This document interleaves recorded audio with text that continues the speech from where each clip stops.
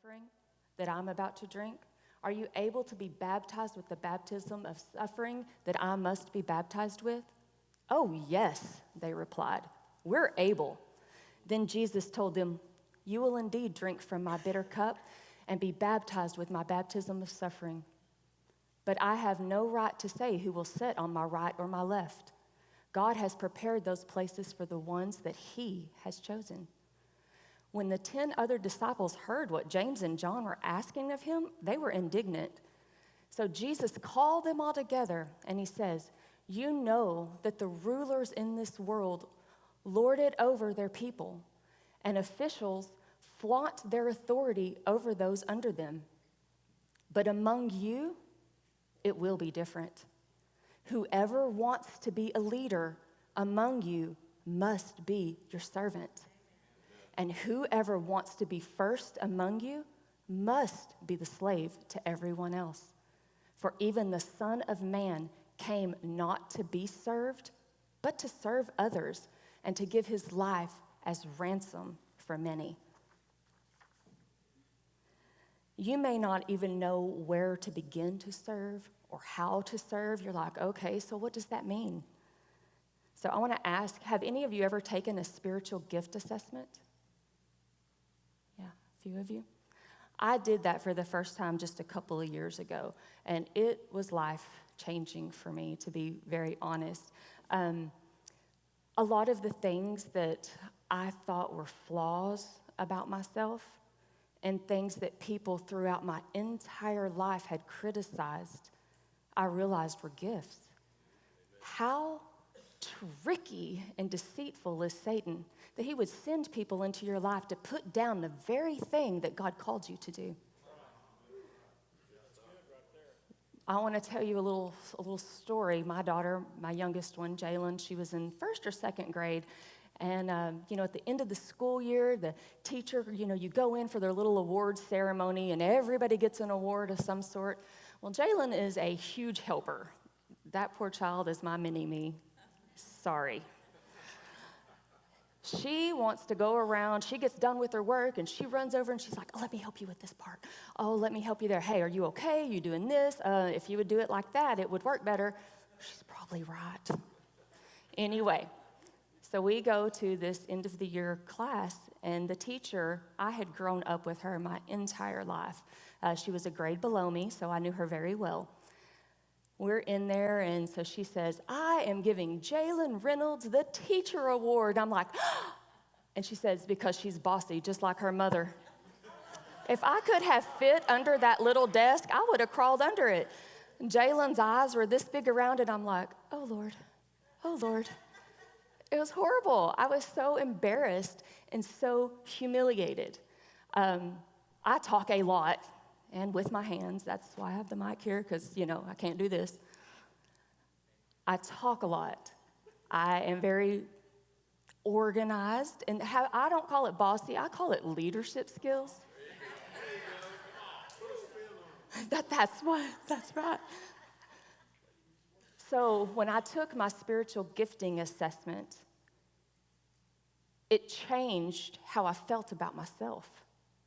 Because those things that I tried to cover and that I tried to hide, I realized God wanted me to use them. One of my number ones was administrator. Well, of course, I'm organized and I'm bossy. But one of my other ones was I'm a teacher/pastor. And I do, with the help of Rhonda and other team members, we lead the women's ministry. Well, of course, those are my giftings, but I never saw it that way. So, if you have never taken a spiritual gifting assessment, I urge you to come join me in Growth Track. We start again on June 6th, and we teach this. Growth Track is what we believe in and how we function here at the church, but we also do assessments like personality assessments and spiritual gifting assessments so that you know where you fit. And so that you realize what your gifts are and how to utilize them here and for the kingdom of God. The other thing is whenever we started with this, I wanted to pray. I'm like, I'm going to come in and pray for them all to have a servant's heart. I want you all to have a servant's heart. And God was kind of like, whoa, hold up a minute. Let's dig in a little bit deeper to that. What I wanted to tell you was there is a difference between being a volunteer and a servant. Volunteering is an absolutely noble thing. When we sacrifice our time and our talents to serve our community and to give back, that is great. However, volunteering is time sensitive and it's task oriented and it is very me-centered. Our culture here at The Rock isn't to volunteer. We use our talents that God has given us to serve. This is an act of worship. And G and I just had this conversation this last week. It is an attitude of the heart is what worship means. A lot of times you think worship and you think that means you have to play an instrument or you have to sing, when actually worship is an attitude of who you are and what you're honoring God with. And the Greek word for worship, and I'm probably going to hillbilly jack this all up, but stick with me, all you Greek scholars. Now I can't even say it. Nikoros, tried to roll the R so it sounded right.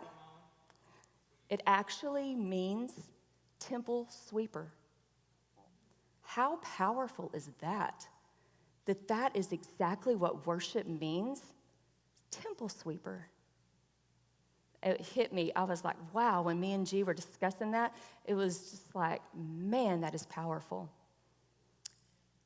Servants are not only aren't time sensitive, they come early and they stay late. And I want to go back over that Mark 10:43 through 45. It said, whoever wants to be great among you must be your servant. Whoever wants to be first must be slave of all. For the Son of Man did not come to be served, but to serve. Servants are need-focused and want to do their best until the job is complete.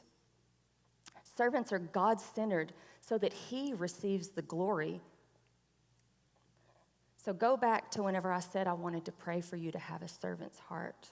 And this is what God showed me. 1 Corinthians 13, and I'm going to read this as well.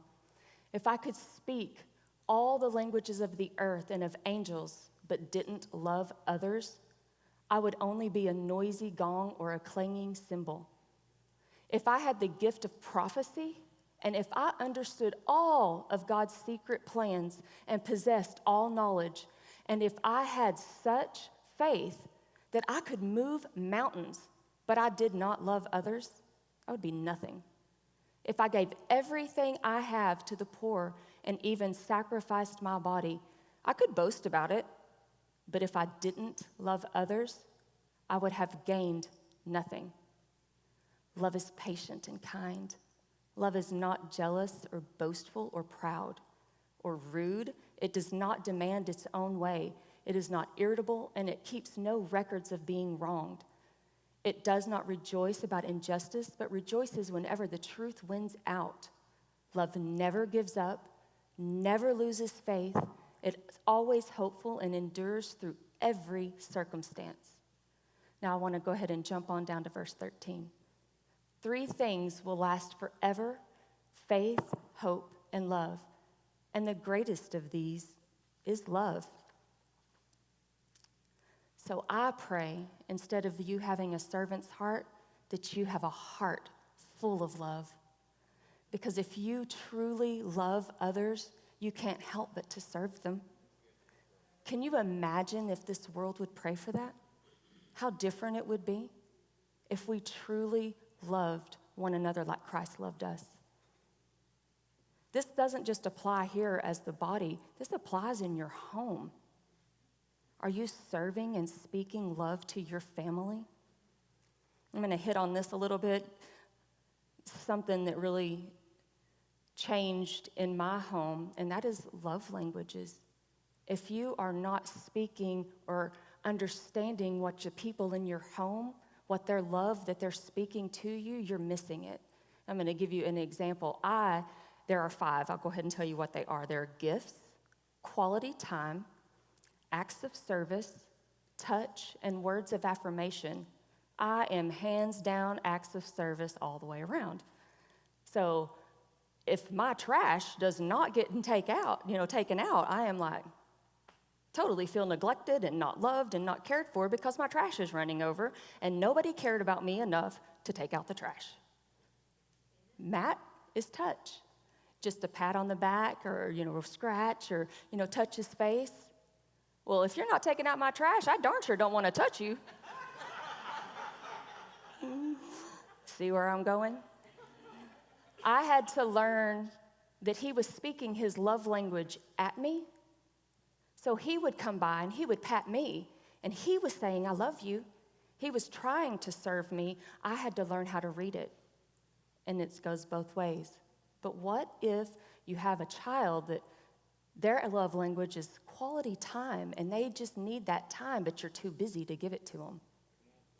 What about if you have a child that is words of affirmation, and you're like, oh, you're so dumb, stop. What did you just do to them? So I do urge you to go. There is a website, 5lovelanguages.com. If you do not know what your love language is, go figure it out.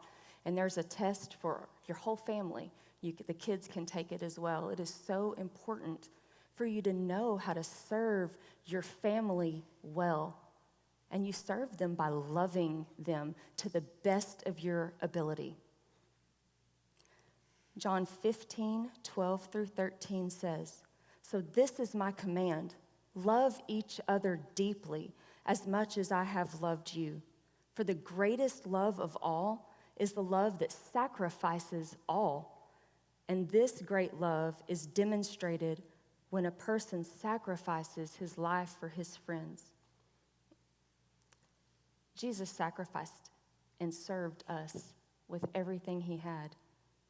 Again, demonstrating his love as an example of how we should serve and how we should love one another. I do urge you and invite you to come to Growth Track. And again, that is June 6th when it starts over again. And let us show you or walk you through what your giftings are and how you can get involved here. Because without you, without that gear, you're that missing piece. We want to show you where you can fit. Serving isn't just for the other people, it changes who you are. Because again, you cannot serve without loving people. And love changes everything within you, and it shifts it within the people that you're serving. I know a lot of us have been hurt in many areas of our life, but I do want you to know that your hurts do not change God's purpose for your life. It doesn't change anything. I was sitting on my porch yesterday, kind of pulling all of this together, and my family, some of them came out, 2 of my girls and my husband. So I was kind of going over some of this with them.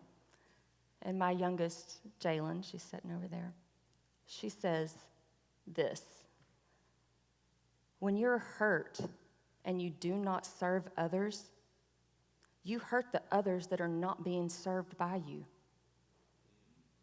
So let me say that again. When you're hurt and you don't serve others,